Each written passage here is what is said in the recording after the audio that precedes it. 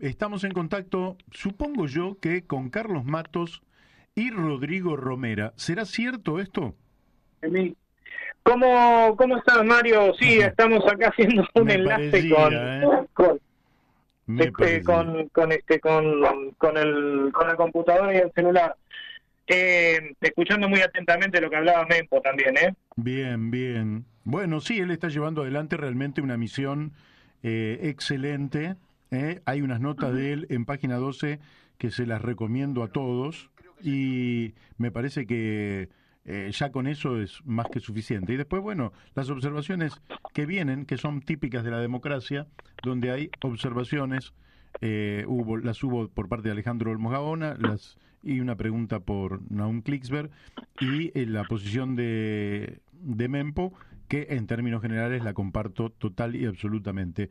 Eh, Exacto. Vamos al tema de hoy con Vamos, sí, ustedes. vos sabés que tenemos, se escucha muy bajo, Mario, no sé cómo nos escuchás, ¿vos me escuchás a mí Yo, en este caso? perfecto, yo los escucho Sí, perfecto. Sí, sí, ahí está. A ahí ver sí. si Rodrigo, ¿vos lo escuchás, Rodrigo? Sí, ahí estamos. Bueno, Bárbaro. hoy nos habías encargado, teníamos tarea para el hogar.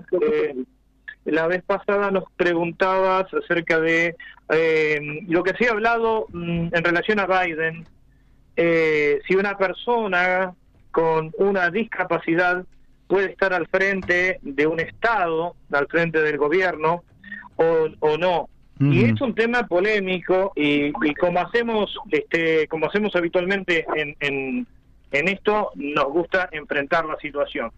Bien. En relación a Biden, que era la pregunta que nos hacía Mario, la realidad es que, los antecedentes de Biden en realidad tienen que ver con el tartamudismo. No hay otros antecedentes que hable de problemas en realidad neurológicos. Y acá entramos en varios temas.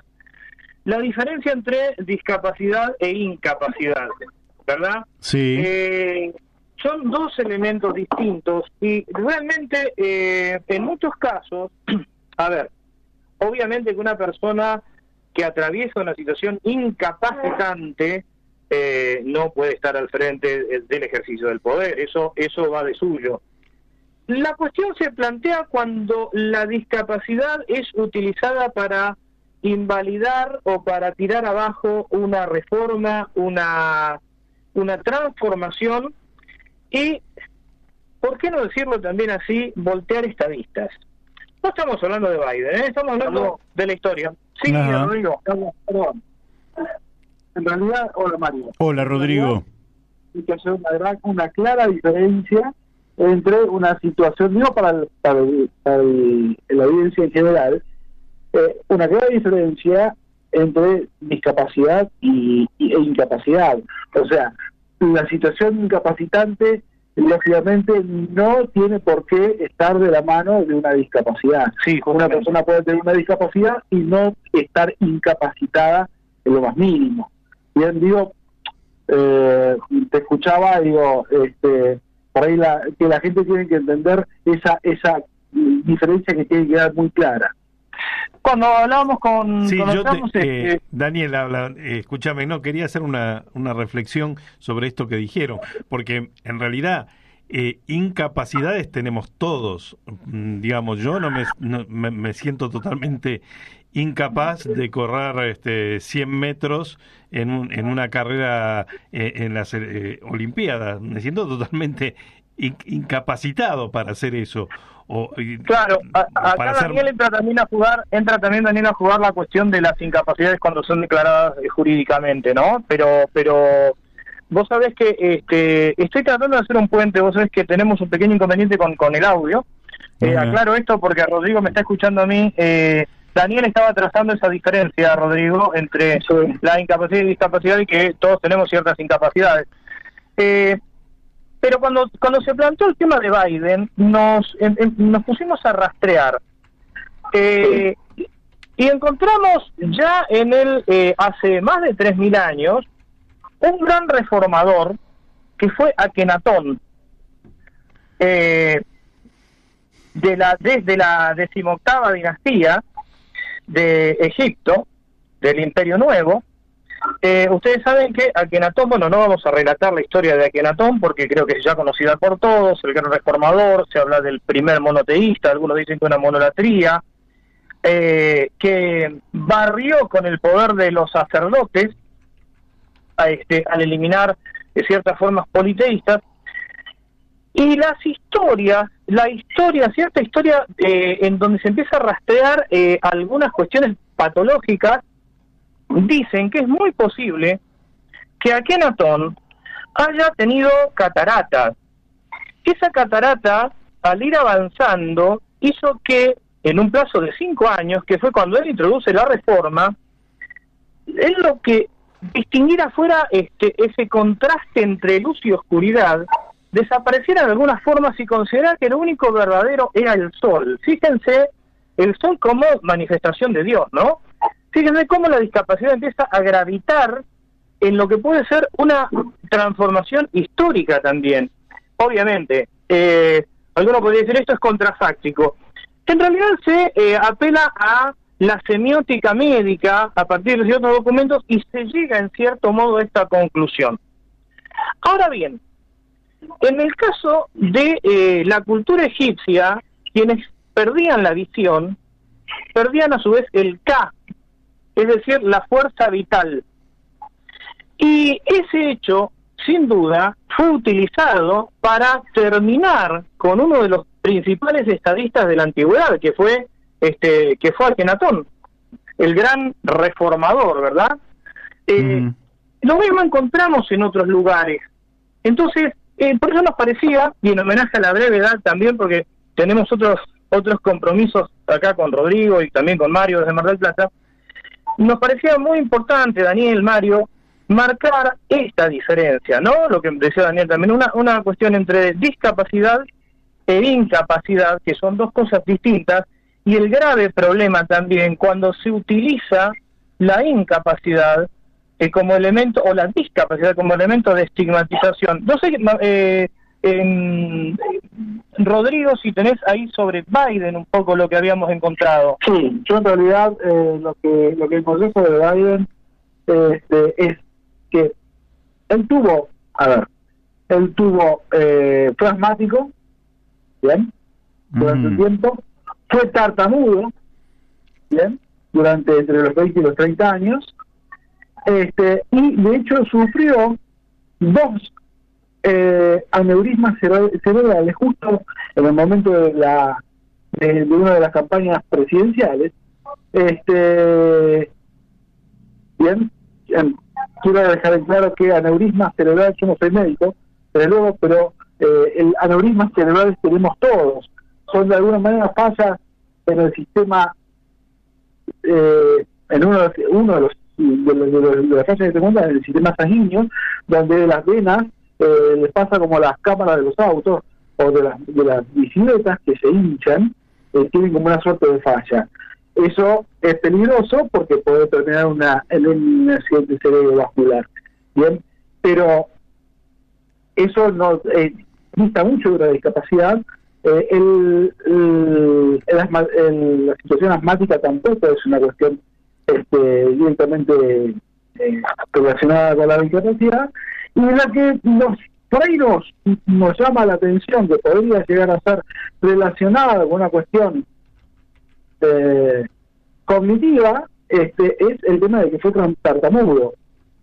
Históricamente a las personas tartamudas se las tildó de alguna manera de tener un problema mental, cognitivo y demás, que nada más lejos de la realidad.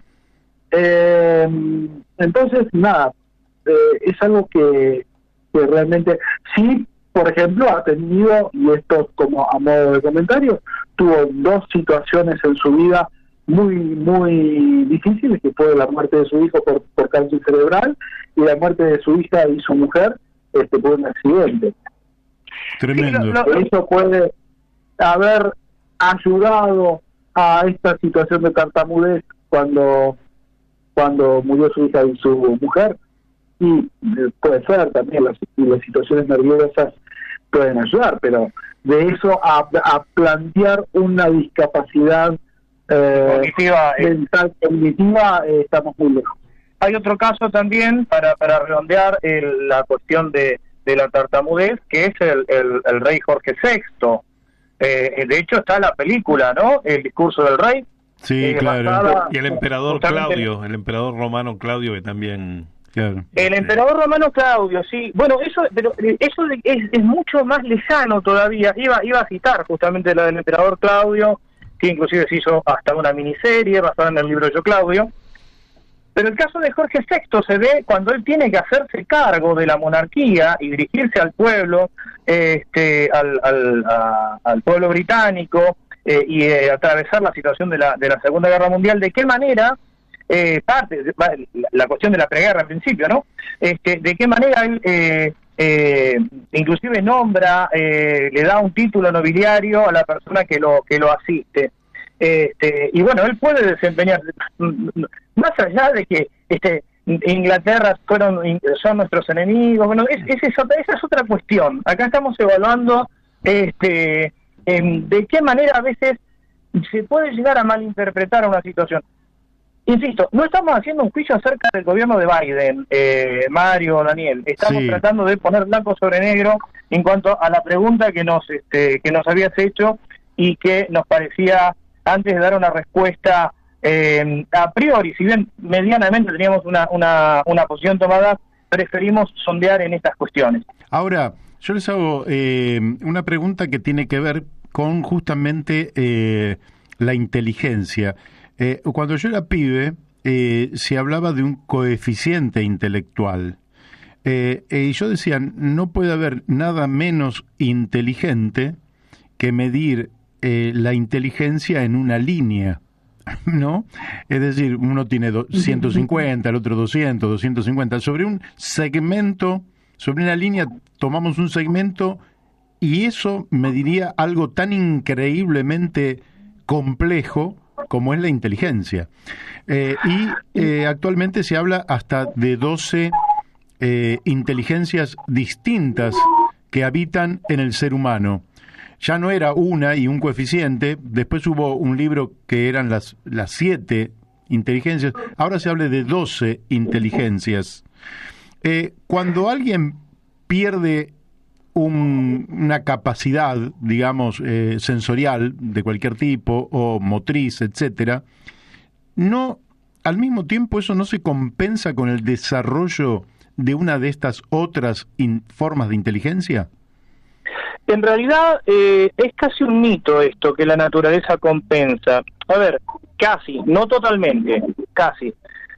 La naturaleza compensa en tanto y en cuanto se apliquen las técnicas, los trabajos rehabilitatorios correctos, y uno aprenda, porque nosotros por eso siempre con Rodrigo y los compañeros y las compañeras de Cámara del Plata nos oponemos a la idea de resiliencia, porque la resiliencia es conservadora, la resiliencia es volver al estado anterior. El resiliente es un resorte que a pesar de las adversidades vuelve a ser resorte y se para. Esa idea de resiliencia es conservadora. Nosotros hablamos de la idea de plasticidad, que es un poco lo que vos marcabas, Mario. Es decir, existe esa compensación o ese desarrollo, compensación entre comillas, porque uno no compensa un sentido con otro, sino ese desarrollo en la medida que se apliquen las técnicas rehabilitatorias correctas y las técnicas y hay otras que, para otras cosas que evidentemente hacen falta la asistencia, ¿no? Que es otro tema que vamos a desarrollar, la diferencia entre el acompañante terapéutico y el asistente personal, pero eso en otra oportunidad. Bien. En cuanto a lo que vos decías del coeficiente, Mayo, sí, arbitrariamente, y me acuerdo que una vez en una jornada decíamos es una especie de teoría lombrosiana legitimada. Lo de Lombroso lo de César Lombroso con las formas de los cerebros era demasiado grosero. Pero la noción del coeficiente intelectual parecía ser la cara lavada de algo lombrosiano que seguía cayendo bien en cierto modo. Claro. Ahora, no, porque yo creo que haber escuchado a Jorge Luis Borges en algún momento, y con esto vamos cerrando y después anuncian la actividad de esta noche, que falta apenas una horita, donde él dice, bueno, cuando fui perdiendo la vista, eso también me permitió, algo así, pues no me lo acuerdo bien, pero me permitió concentrarme en cosas que mientras veía no me había concentrado. A eso me refería, no como una ley de compensación natural, sino que quizás al perder algunos de esas capacidades, en lugar de pensar en la recuperación de esa capacidad, se podría pensar en la recanalización de las energías vitales del ser que ha perdido esa capacidad y al canalizarse por otro lugar desarrolla otra potencialidad. Hay una diferencia que lo hablábamos con Rodrigo. ¿Alcanzaste a escuchar lo que decía de Borges? No escucho casi nada. Escucho, sí, estamos haciendo un puente medio extraño. No, comentaba Mario justamente que Borges, cuando fue perdiendo la vista, reflexionaba que eso le había permitido reconcentrarse en otras cosas y que desde ahí Mario plantea que puede haber como una recanalización y que eso lo habíamos hablado con vos la vez pasada, la diferencia entre la discapacidad sobreviviente y la adquirida, que sí, desde ese punto de vista es correcto. Claro. Sí, pero es una gran diferencia, porque cuando alguien nace con una discapacidad, supongamos que una persona que nace ciega no cuenta con toda esa información que Borges sí tenía y que después puede reconcentrarse. Claro. Claro, está bien. Bueno, son muy muy inteligentes ustedes, así que me voy a dar por vencido. Díganme qué actividad tienen esta noche. Esto no es una... Al contrario, acá estamos compartiendo. Rodrigo, te paso la posta para compartir la actividad de esta noche, de esta tarde, va dentro de una hora. Bien. Bien, bueno, esta tarde, por medio de Meet, vamos a tener una charla que tiene que ver con la aplicación del modelo social desde una mirada del Partido Socialista auténtico. Va a hablar el candidato a primer concejal por Mar del Plata de este partido, del proyecto Justo y del frente que se está formando con otras fuerzas. Y bueno, con Carlos Matos y con su equipo, y vamos a tener la suerte de tener el cierre de la charla, en el cierre de la charla al señor Mario Masitelli, candidato a diputado, referente y un ejemplo con nosotros también. Bueno, está bien. Entonces, quien quiera puede seguirlo. Y si alguien que nos escucha quiere seguir esa charla sobre el tema discapacidad, digámoslo en una palabra para simplificar al oído del oyente, ¿cómo hace? Dice, bueno, yo estoy escuchando y por ahí me prendo. ¿Cómo hace para prenderse a las 19:30? Entra a Google. ¿Qué googlea? ¿Qué googlea? En Partido Socialista Auténtico Mar del Plata está el evento. Bueno, perfecto. Partido Socialista Auténtico Mar del Plata. Ahí está el evento, entra en el evento y en el mismo evento aparece el MIT.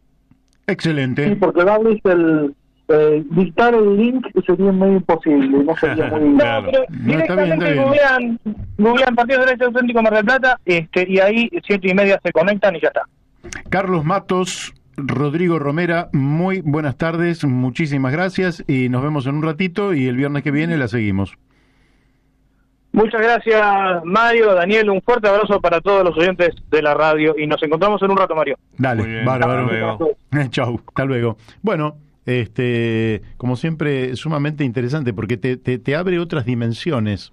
Yo no sé si estas cosas son comunes en un programa de radio, pero acá te tenés que meter en el tema y forzar la inteligencia para entender cómo es este tema, ¿no? Porque en general la simplificación es ahorro de energía y lógicamente entonces nosotros para entender una situación simplificás porque de esa manera ahorras energía, ¿verdad? Porque si no, para entender cada situación se te va la vida.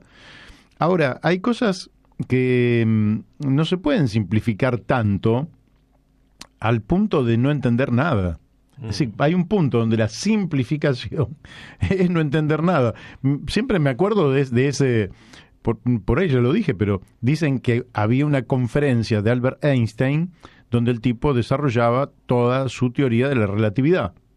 Entonces, alguien se levantó del público, él dijo, bueno, esto es la teoría, si alguien quiere hacer una pregunta, y alguien del público dijo, mire, me parece que no entendí, ¿podría hacerlo un poco más simple? Entonces, él vuelve a explicar la teoría de la relatividad un poco más simple.